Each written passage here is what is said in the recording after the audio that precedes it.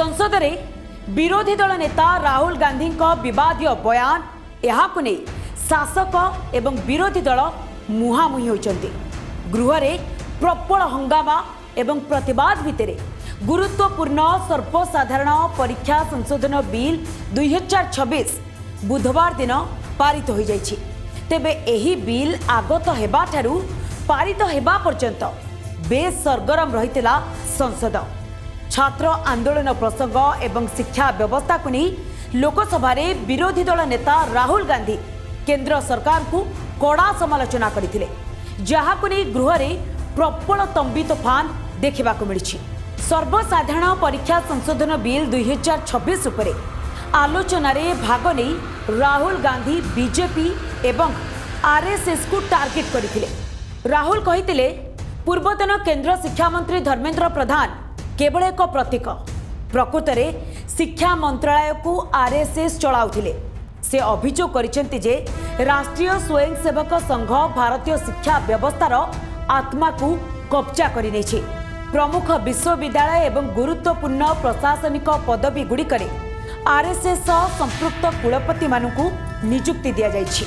एही व्यवस्था छात्र छात्री मध्य स्वाधीन चिंताधारा को चापी देछि एवं सेमानकु इतिहास रो एक विकृत रूप ग्रहण करने को बाध्य करुछि। यह युवपीढ़ी को समालोचनात्मक चिंतन करने बदल में अंधभक्त परिणत करुछि बोली राहुल अभियोग करिसेंति। This is a reaction from the soul of India that is saying under no circumstances are we going to become your andhbhakts. Under no circumstances are you going to define our future. Under no circumstances are we going to live. She says the student wears the truth on his or her chest proudly. It's written here. And I said, what about the other type? She says the other type requires an image. And as that image is not true, because the idiot is trying to pretend that he is God. I'm not talking about that. As it is not true, and the idiot is trying to pretend he's God, he has to create this massive image.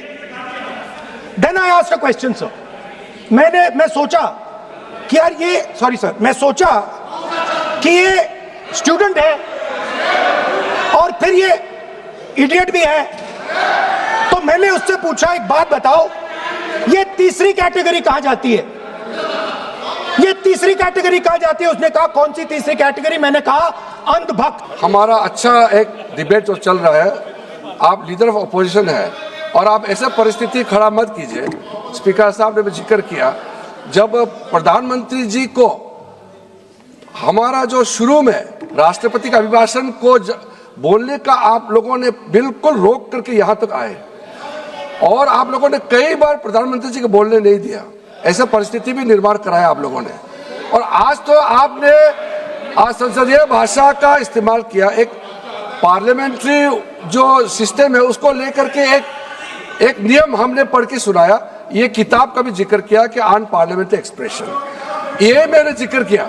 और बाकी हमारा साथियों ने भी कहा है कि आप भाषण कीजिए, लेकिन जो शब्द इस्तेमाल किया है उसमें आपत्ति, इतना ही जो है।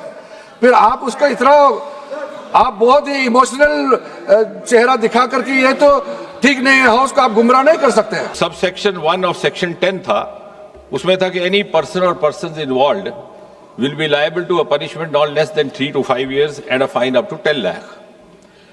आज ये जो amendment लाया जा रहा है, इसके तहत the same duration of imprisonment has been made not less than 5 to 10 years and fine up to 50 lakh.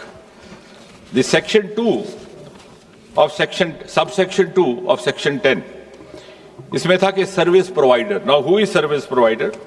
Service provider also we have tried to cover a wide range so that nobody goes scot-free. I'll just read out the definition of service provider which has been provided in this amendment.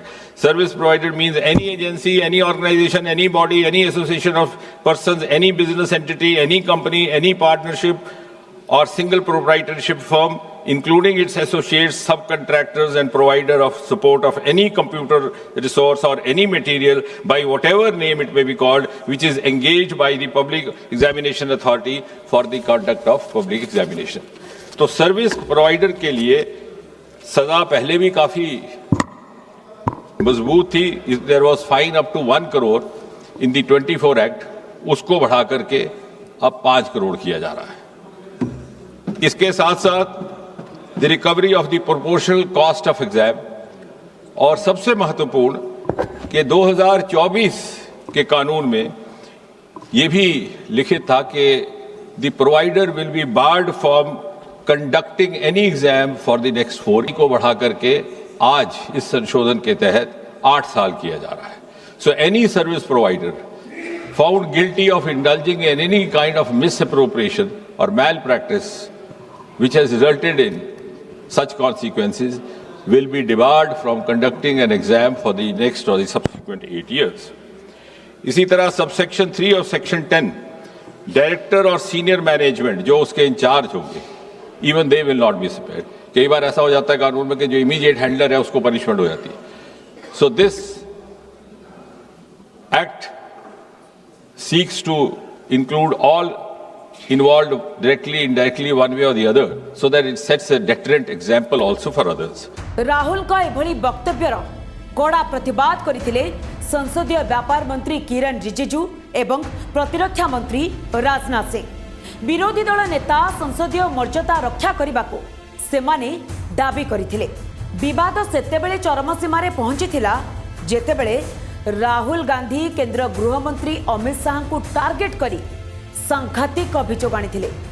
आंदोलनकारी उपरे गुली चालना करने को गृहमंत्री निर्देश देथिबा कहिथिले राहुल गांधी. शासक दल एहाकू मिथ्या अभियोग कही कड़ा विरोध करथिले एवं क्षमा मागिबाकू दाबी करथिले. बाचस्पति ओम बिरला मध्य राहुल गांधी को निज अभियोगर प्रमाण देबाकू कहिथिले. हंगामा कारणरू गृह को 2 थर मुलतवी घोषणा करा जायथिला एवं राहुल गांधी निजर भाषण मध्य शेष करि पारि नथिले. पर तांको वक्तव्यर विवादीय अंश को कार्य विवरणीरू बाद दिया जायथिला. प्रबल हट्टगोल एवं नाराबाजी भितरे राहुल गांधींकर समस्त अभियोगर जवाब देथिले मंत्री जितेंद्र सिंह. से कहिथिले जे विरोधी दल नेता को प्रशासनिक व्यवस्था एवं नियम कानून रो कोनोसी ज्ञान नाही. कोनोसी मंत्री किंबा राजनेता गुली चालना निर्देश देई परिबे नाही. गुली चालना किंबा लाठी चार्ज आदेश देवार क्षमता केवल जणे मजिस्ट्रेट को पाखरे थाए. जितेंद्र सिंह आहुरी मध्य कहिथिले प्रकृत रे कोनोसी गुली चालना होई नथिला, केवल लुहबुहा गैस व्यवहार करा जायथिला. जेहेतु गुली चालना होई नाही तेणु गुली आदेश प्रश्न ही उठु नाही.